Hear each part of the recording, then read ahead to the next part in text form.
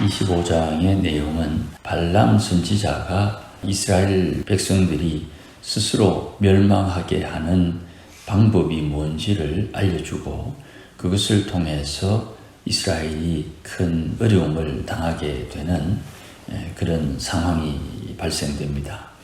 오늘 본문 말씀 18절 말씀에 속임수로 대적했다 하는 말이 있습니다. 이 속임수가 이제 나중에 등장합니다마는 발람이 이스라엘은 하나님께서 살피기 때문에 외부에서 어떤 문제를 야기시켜서 저들을 멸망하거나 또 어려움에 처하게 할 수 없다.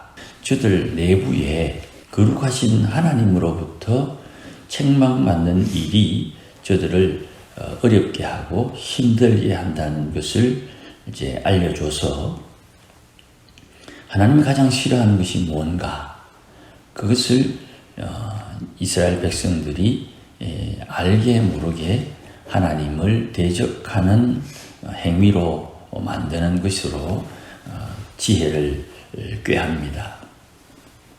이 악한 꾀가 오늘 본문 1절의 음행입니다.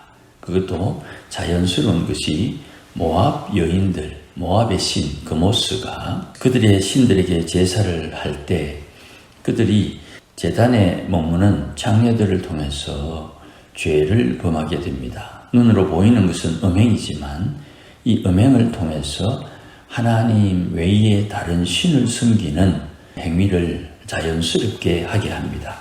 그래서 오늘 본문 말씀 2절에도 그들의 신들에게 절하게 했다 하는 말이 있고 3절에도 이스라엘이 바알보올에게 가담했다 하는 말이 있습니다. 이 두 말이 하나님을 섬기지 않고 우상을 섬기는 행위에 대해서 언급하는 중요한 표현입니다. 특별히 가담했다 하는 말은 우리말에 그냥 힘을 합쳤다 또 의기투합했다 이렇게 쉽게 이해할 수 있는데 히브리 말에는 자발적으로 헌신했다 하는 뜻입니다. 이스라엘 백성들이 하나님을 섬기는 백성임에도 불구하고 부올에서 바알에게 자발적으로 헌신했다 이런 뜻이 되는 겁니다. 이것이 하나님 앞에 큰 심판의 이유가 됩니다. 행위는 모압 여인들과 함께 모압의 신 그모스에게 제사를 드리고 그 앞에서 저들과 음행을 시작했다. 그 음행은 그모스를 섬기는 일에 제사의 일부분이었을 뿐인데 이 음행을 통해서 하나님 외에 다른 신을 섬기는 우상 숭배와 연결해서 하나님께서 책망하시는 겁니다. 그래서 3절 맨 뒤에 여호와께서 진노하셨다 그렇게 말씀을 합니다. 음행죄와 우상 숭배가 연결되어 있습니다. 그래서 구약 성경 읽을 때에 음행, 간음과 우상 숭배를 아주 중요하게 생각하지요. 그런데 신약에서는 이 음행죄에 대한 말도 있습니다만은 돈에 대한 경제적인 문제에 대한 이야기를 많이 합니다.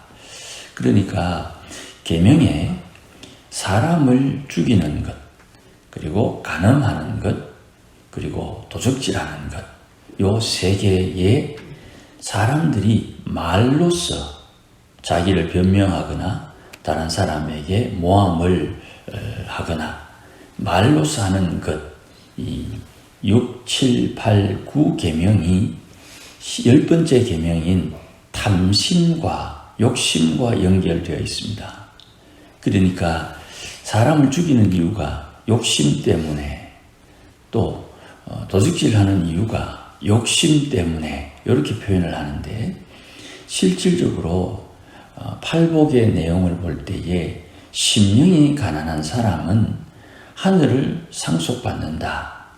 이 심령이 가난하다는 말의 행동 표현은 살인하지 않고 간음하지 않고 도둑질하지 않고 거짓정하지 않는 것으로 행동이 드러나는 것입니다.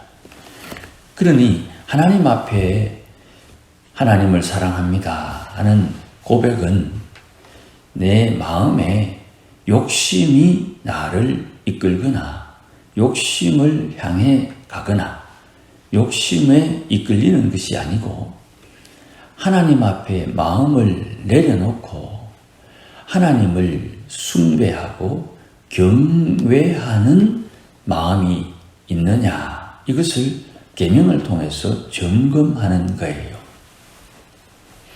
내가 어떤 행위를 할 때 그 행위에 꿍꿍이 속임수가 없다, 하나님 앞에 바르게 한다, 이걸 하나님께서 요구한다 이 말이죠.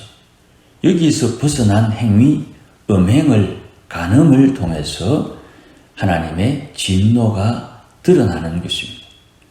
하나님 앞에 자발적으로 헌신하지 않고 6, 7, 8, 9 계명으로 세분화되어 있는 사람의 욕심을 통해서 하나님 앞에 진노를 받는 것입니다.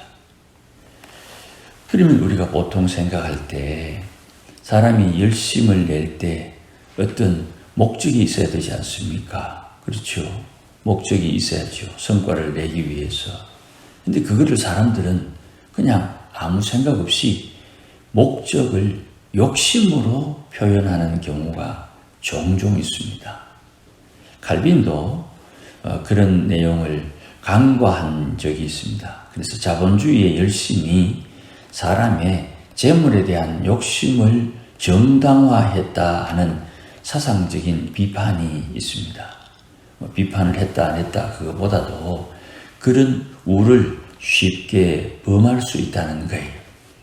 하나님의 진노를 사그뜨리는 방법은 하나님의 말씀에 생명으로 그 값을 지불하라 4절과 5절에 말씀을 합니다.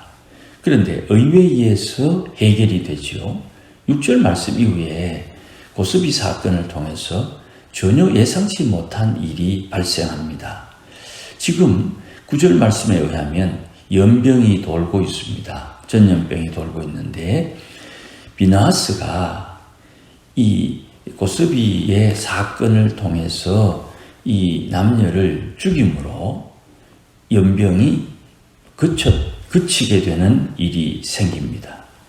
어떻게 해서 이런 일이 생겼느냐? 10절 이후에 하나님께서 모세에게 연병이 그치게 된 배경을 설명해 주시는데 11절 비나하스가 하나님의 마음으로 사람을 죽였다 이렇게 됩니다.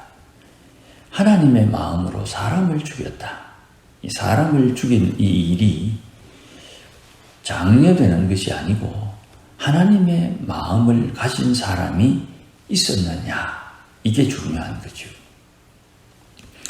어차피 하나님의 진노로 수령 그모스의 신을 섬긴 바알볼에 속해진 사람들은 죽일 수밖에 없었는데 사람이 죽는 그 와중에 하나님의 질투하는 마음을, 하나님의 마음을 가진 사람이 있었느냐, 이게 오늘 내용의 핵심이 되는 것입니다. 자, 거꾸로 나는 하나님의 마음을 가지고 있느냐, 하나님의 질투함을 가지고 있느냐. 하나님을 대적하는 사람을 하나님께서 심판하시는데 하나님의 그 마음을 헤아려서 심판의 그 도구로 헌신할 수 있느냐, 뭐 이런 말이 되는 것이죠. 사람이 죽고 사는 문제는 때가 되면 다 부름을 받게 되는 것입니다. 그럼에도 불구하고 하나님께서 그 가운데 평강, 평화의 언약을 받는 사람이 있어요. 하나님의 심판 가운데 살아남는 사람이 있다 이 말이에요. 보통 사람들은 복지부동 아무것도 안 하고 눈치를 봐서 자기의 지혜로 살아남으려고 하는 사람이 있는 반면에 생명의 주관자이신 하나님에게 소속되어서 살려주시는 은혜를 받는 사람도 있다 이 말입니다. 13절 말씀에 이스라엘 자손을 속죄하는 중보자의 행동을 한 사람. 그는 하나님을 위하여 하나님의 마음을 가진 사람입니다. 그가 제사장이 되는 것이죠.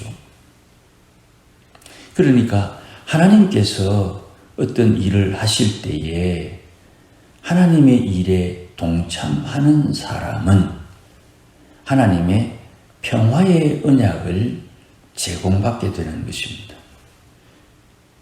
지혜는 여기에 있는 거예요. 하나님을 기쁘시게 하면 하나님께서 그 인생에 반드시 응답을 주시는 겁니다.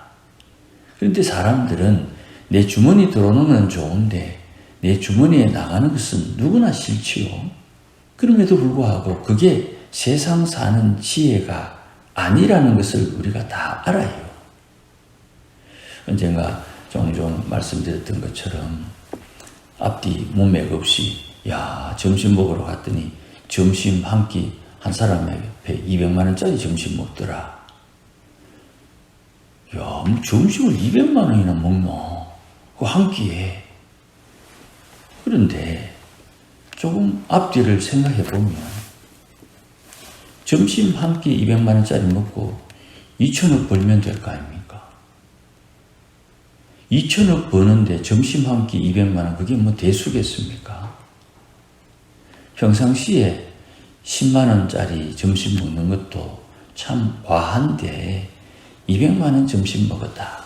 그건 결코 마음이 편하지 않은 일이지요. 그런데 성과, 결과가 다르면 그 내용 충분히 이해할 수 있는 것입니다. 2천억, 말이 2천억이지. 매년 1억씩 써도 2천전을 써야 되는 돈입니다. 60억, 1년에 1억씩 써도 60년을 써야 되는 돈입니다. 어마어마한 거죠. 하나님의 일은 사람들의 상상, 그것을 초월합니다. 그러니 우리의 마음이 하나님의 마음을 안다 하는 것은 전혀 다른 생각을 의미하는 거예요. 모세가 이런 일이 발생된 원인을 지금은 잘 모르고 있습니다. 그런데 민수기 31장에 가면 이 일의 배경에 발람이 있고 미디안 사람, 모압 지역에 살고 있는 미디안 사람, 또 모압 여인들, 이런 배후를 알고 그들과 전쟁을 하게 되는데 이상하게도 그 전쟁에 나간 군사 중에 한 명도 죽임을 당하지 않는 완벽한 승리를 얻게 됩니다. 우리 마음에 하나님을 숨기는 마음이 있습니다. 하나님과 동행하고 하나님의 은혜를 소원하는 마음이 있습니다. 내 안에 하나님의 성령께서 임재해 계십니다.